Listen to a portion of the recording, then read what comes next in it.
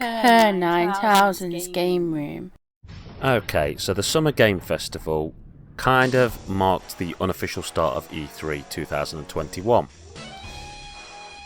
The Summer Games Festival, for those who don't know what it is organised by Jeff Keighley of the Game Awards, and it started the event last year by giving gamers a trickling stream of news during the summer months of 2020.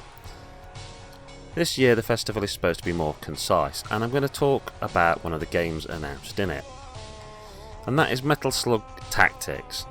Now, there was a Metal Slug Tactics in 2009, which was a turn-based strategy game released for mobile platforms in Japan.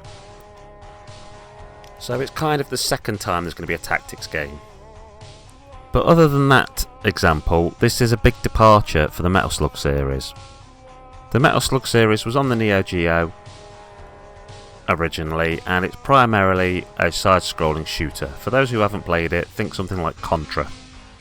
Now, this Metal Slug game, the Metal Slug Tactics, is more of a cute XCOM style tactical game. So far, from what we've seen of it, you've got brilliant anime style cutscenes and intros, but you've got really basic graphics, akin to a sort of Game Boy Advance DS game for the gameplay. The story is that Donald Morden, an evil general, has been in hiding for a long time, and he's patiently staged a coup d'etat and is finally ready to take revenge on the world with an army he's gathered throughout the years. The Peregrine Falcons, who are the player characters in the Metal Slug games, will have to do everything in their power to make it through the enemy lines and take down Morden before a real war can start. So far this game's only been announced for the PC, but I feel it will come to other platforms and it would be particularly good for the Switch. It's being developed by Likia Studio and going to be published by .mu, who have been an excellent part of bringing retro franchises back recently, obviously with Streets of Rage, and then they're working on a Turtles game.